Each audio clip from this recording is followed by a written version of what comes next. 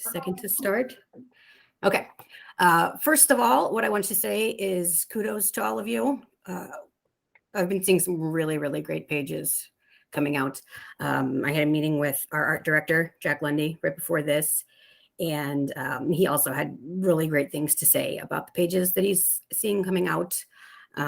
He and I actually had a discussion about if we could enter the Nation Plus pages in the M&A portfolio contest, like as form pages or something, because so many of you are doing such great work with them that we kind of feel like we could sweep the portfolio category with the great work that you're doing.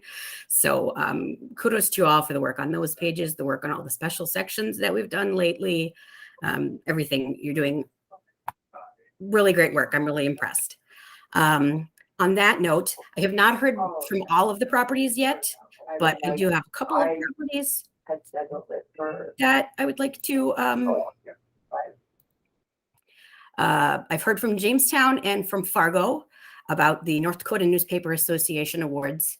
They, like M&A, send a list of like, these are all the people who won awards, but don't say what the awards are for or placement, anything like that until after their banquet, which is not for a little bit. But between those two papers, the people on our team that I know who have won awards are Alex Kallmeyer, Angela Eklund, Emma Santee, Becca Clemens, Cindy Gilster, Emily Beeman, Marcy Nickel, Michael Smith, Paula Pandichetri, Jessica Gaydon, Mark Merck, and Thayer Tesser. So just between two properties, 12 of you have already won things. So kudos. I will do my best to get the information from our other North Dakota properties so that I can update that for all of you and let you know who else has won. You know, I don't know, maybe we'll get lucky and everybody will win an award. I hope so. So kudos to you for that. And again, just doing great pages. Michael or Emily, you want to take the next few here on the list? Sure. If you need help with pages close to deadline, like I think I've said this a couple of times, but it's better to ask sooner than later so we can arrange help from either one of the managers or someone who might have time. There have been some issues where we've been skipping the notes that are either on the budget or in the documents. And in a couple cases, we've skipped mugshots, which is a very large issue. So please make sure you're reading the notes. And again, they shouldn't conflict between the budget and the documents, but if they do, like, check on that, like do a follow-up with whoever the pod editor is. Save your files. Please make sure you're saving your files as you go, especially if it's some kind of feature, you know, or like an A1 or something you've like put a lot of time into. I mean, save all of your documents, but like, you know, you don't want to lose that and have to do it over again. And then style note about justifying. And also okay, make sure that if you're working on something bigger like that, something that you're investing, you know, a significant amount of time into, you know, whether it's a feature page or an A1 or a special section, check that in every once in a while you're doing it. And just in general, make sure that you're checking your pages in kind of regularly. If you're going to step away from your desk or in my case, TV tray, you know, like whatever you're using as your desk. If you're going to step away for more than like 2 minutes, I would say just check your pages in. When you check your pages in, you essentially save a copy to our server of that page, like in its last form. So saving there means that if your computer crashes or something happens, that, you know, the work you've done up to when you checked in is at least saved on the server. So it theoretically shouldn't be able to get lost. So make sure you're doing that as well.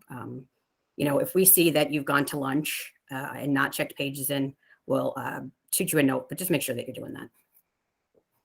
Sorry, Emily, I didn't mean to interrupt you. No, I mean, that's, I'm glad you did. That's a really important thing also.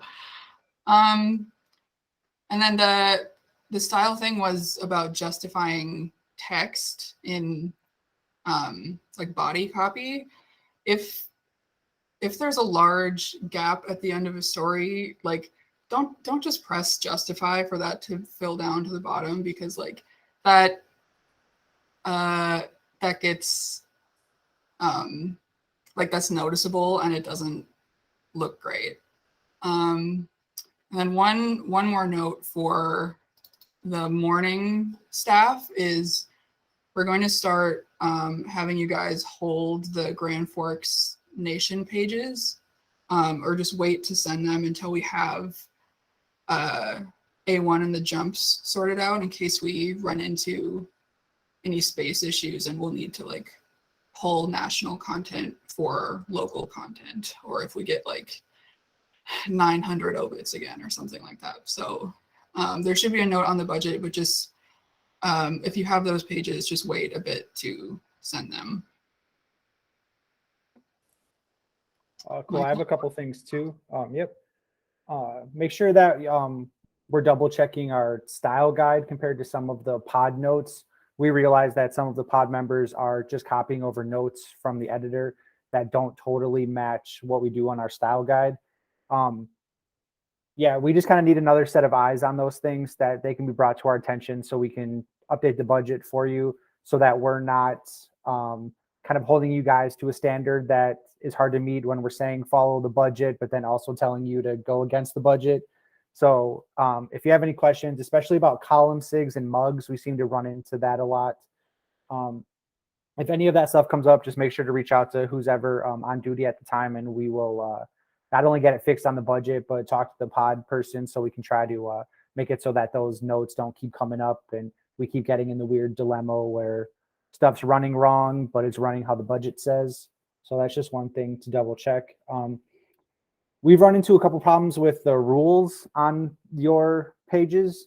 Double check that they're not overlapping ads, anything like that. We've had a couple that have either, come up almost like an inch short, stopped in the middle because the design changed, anything like that.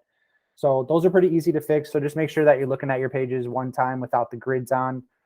That can definitely help you catch that stuff.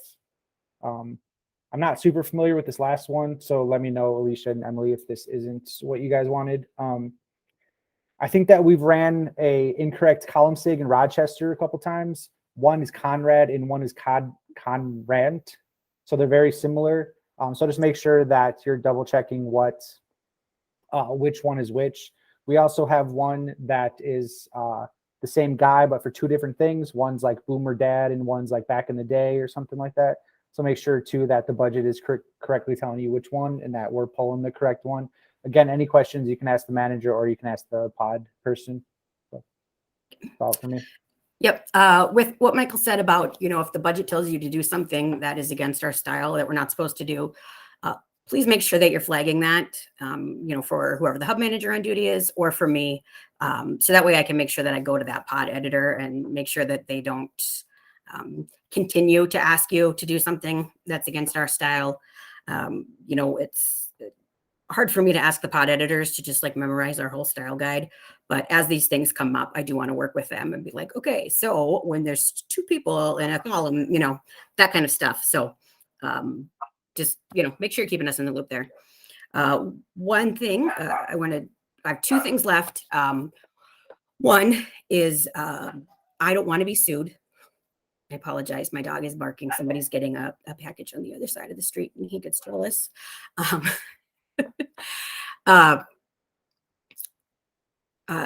When it comes to crime headlines, they need to be written in kind of a specific way so that the wording doesn't convict people or say that something happened that has not been proven in court, because the person could then sue. Essentially, if the headline says that somebody murdered somebody and they haven't been proven to have murdered somebody, or however that stuff works out, they can sue us.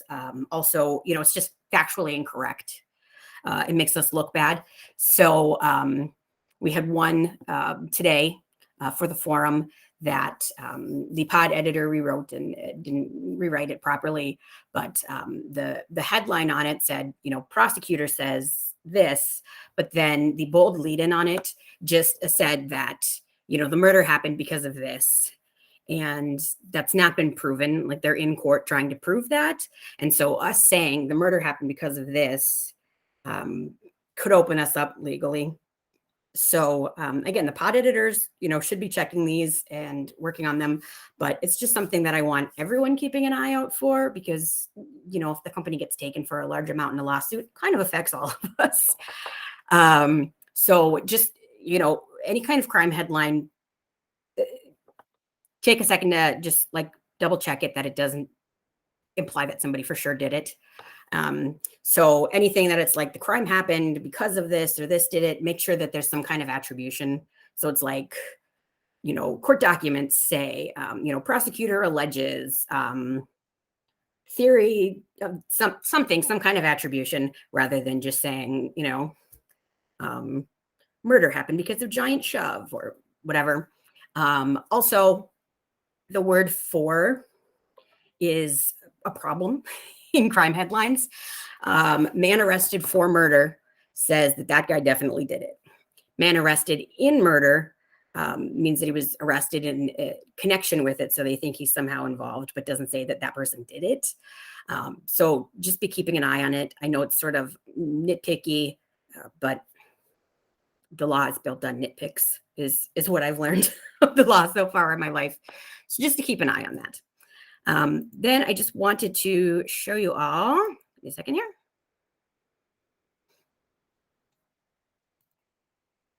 Okay.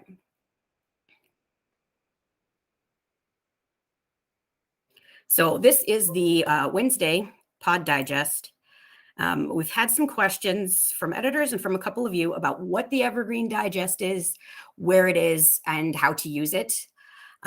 Essentially, it's not necessarily something that any of you are going to need to go to, but I just wanted to show you so that you understand what it is. People are talking about it. It's not confusing.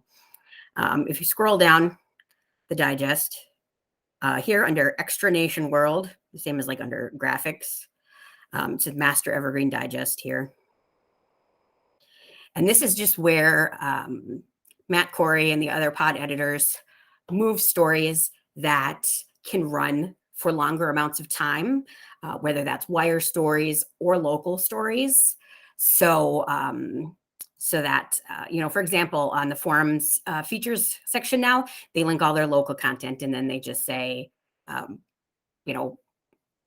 fill with TNS. So now your pod editor can just go here to features and then be like, okay, well, they said, 800 words. And so this is, 588 plus the photo. So, they can give you that, or, based on space, you can have options. The pod editor is supposed to be noting on here when these are used. So this one we can see is in Saturday's Mitchell. So just, that's what this is. It's just a bunch of different stories for a bunch of different things. Different, here's the graphics. And then stuff from the weeklies. We noticed that a lot of our dailies are not running some of the stories that are coming out of our weeklies, and some of the stories are really good and relevant to the readers of those dailies. So we're working on sharing some of these things, just making sure that they're available. Some of them are just, really good stories. Oh man, the duck stamp. Okay, sorry, I'm obsessed with the duck stamp thing. But this is where all of those things reside. The pod takes care of it. The pod will be the one to put something on the budget if something needs to be taken. But I just wanted to make sure that you all know what that is. Again, just because, I think people are mentioning it and there seems to be some confusion. So that is our agenda for today. Any questions or anything else to mention? I think we should go over the Jamestown mug issue, Okay. Alicia. We talked about it a little bit, but not a whole lot to kind of drive it home. Yeah. We have had an issue for some reason just with Jamestown, but in the past 4 or 5 weeks, we have missed, I believe, 6 mugshots for them. And every single one of them was, police are looking for this person. And so it was, a brief that said, like, police are looking for this person. Here's their description. But then we didn't include the mugshot, which is, it really makes that brief terribly unhelpful, because then essentially it's like, okay, I'm looking for a 5'11" white guy with brown hair and blue eyes. You know, anybody in Jamestown who fits that description will just stop. These are incredibly important to include these. And anytime there's a photo that's not marked as optional, it's incredibly important. The one for today for Jamestown that was missed, we checked, and on the budget, it didn't actually note that there was a brief. It was linked in the document, but the budget didn't say that there was one. So if you see that, please ask the pod editor if you've got any questions about it. I'm talking to the pod about this as well, but let's just make sure that we're always running those, and especially be careful with Jamestown, because again, for whatever reason, we've just missed a ton lately, and it makes us look bad to the staff in Jamestown, and it makes the Jamestown Sun look silly to their community. It damages their credibility. So please, please, please, please make sure that you're doing that. Yeah, it's very important. Anything else?